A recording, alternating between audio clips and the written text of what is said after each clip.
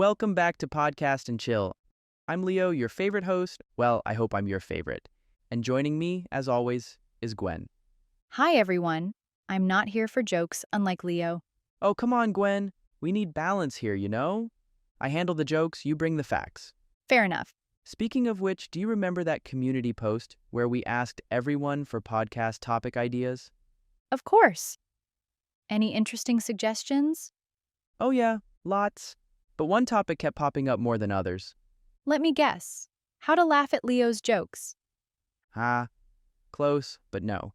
It's how to become the best version of yourself. Ah, that makes sense. Yeah, but honestly, the best version of myself? That's a lot of pressure. Well, today we're going to help everyone figure out how to take those first steps, even if it's not perfect. I like that. So sit back, relax, and let's get into how to become the best version of yourself without all the pressure. Oh, and don't forget, we've prepared a free PDF with tips and resources to help you on your journey. Make sure to click the link in the description and, most importantly, make a copy so you can edit it yourself.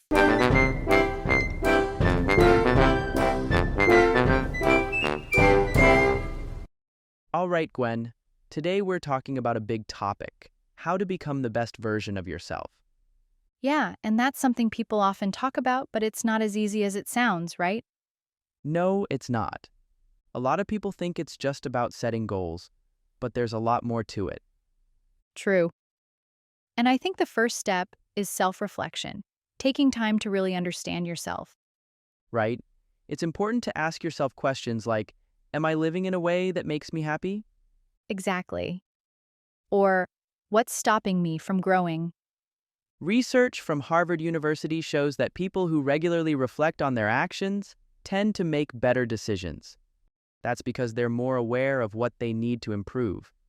Reflection, sure, but isn't action just as important? People can get stuck in reflection and not actually move forward. That's fair.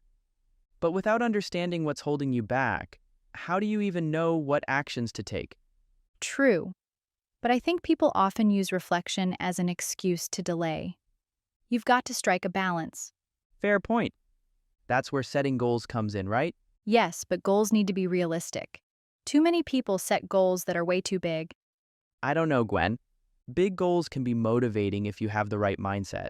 I get that. But what happens when they don't reach that big goal right away? That's when people give up. Yeah, right.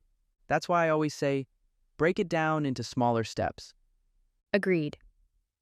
Research shows that small wins help build momentum. And from there, setting personal goals becomes easier because you know what you want to change. Yeah, but let's talk about how to set those goals, A lot of people make goals that are too big or unrealistic. right? Like saying, I want to be a millionaire by next year. That's not going to happen unless you win the lottery. Exactly. Instead, it's better to break big goals into smaller steps. For example, if your goal is to be healthier, start with something simple, like drinking more water each day. Right. Research shows that small habits, like walking 10 minutes a day, can lead to long-term change. That's why building healthy habits is key. Exactly. But I know some people struggle with self-doubt. Yeah, that can hold people back. They don't think they're good enough to make changes. Fear plays a big role in that. I agree.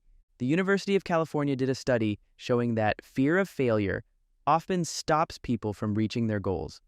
So, how do you push past that?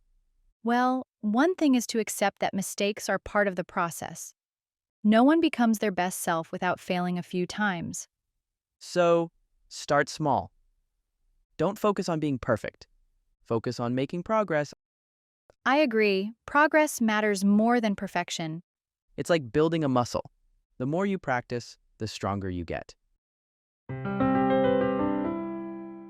All right, Gwen, I think it's time to go over some key vocabulary from today's discussion. Good idea. Let's help our listeners really understand these words.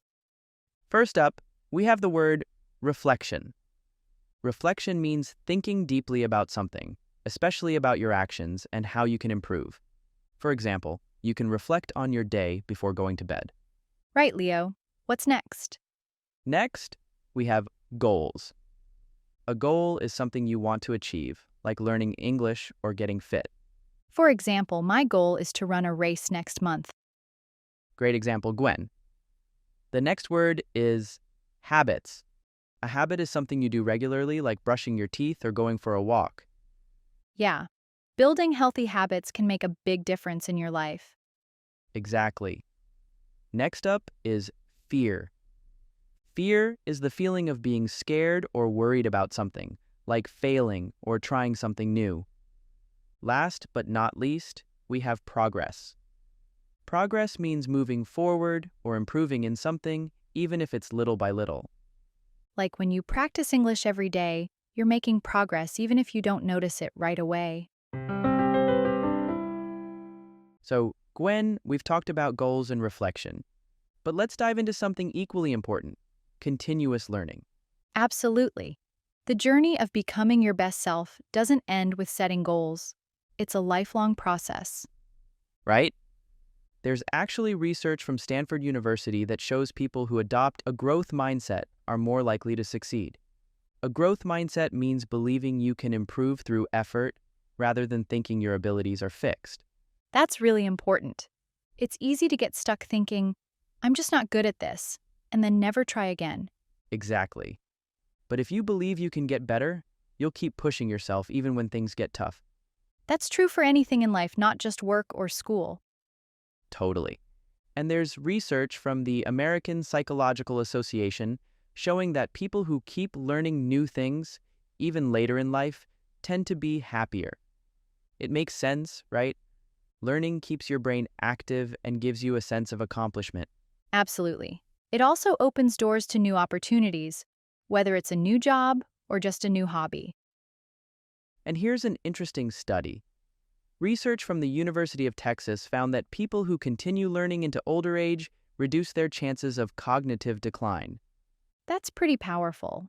So, learning doesn't just improve your skills, it helps keep your mind sharp too. Exactly. So, what's your approach to continuous learning, Gwen? I try to learn something new every day, even if it's small, like reading an article, trying a new recipe, or watching a documentary. That's great. I think it's all about being curious and open to new ideas. Exactly. And when you're open to learning, it's easier to adapt to changes in life. So, what about our listeners? How do you stay curious and keep learning? And what's something new you've learned recently? Share with us in the comments. Another thing that can really help personal growth is surrounding yourself with positive people, Oh, definitely. The people around you have a huge influence on your mindset and motivation. right? If you surround yourself with people who encourage you, you're more likely to keep going. But if you're surrounded by negativity, it's really hard to stay motivated. That's why it's so important to choose your influences carefully. There's a famous quote that says, "You are the average of the 5 people you spend the most time with." And that's true, whether it's in your personal life or your career. So think about who you're spending your time with. Are they helping you grow? Or are they holding you back? Share your thoughts with us in the comments. All right, Gwen, I think it's time to go over some key vocabulary from today's discussion. Sure, Leo. Let's make sure our listeners understand these words clearly, First up, we have mindset. A mindset is how you think about things, like how you think about learning or growing. right? If you have a positive mindset, you believe you can improve with time and effort. Exactly. Now, the next word is learn. To learn means to get new knowledge or skills. For example, you can learn new things by reading, watching videos, or practicing. That's right. The next word is help.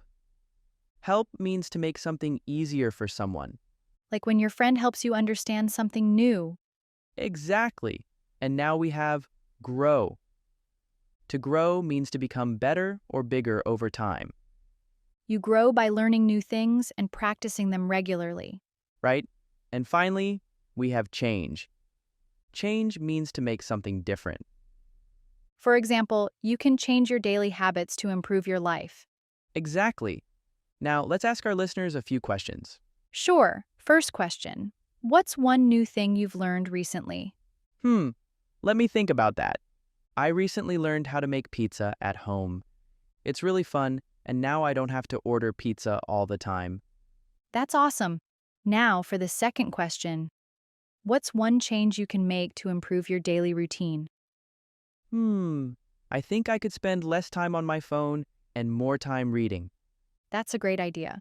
We'd love to hear from our listeners too.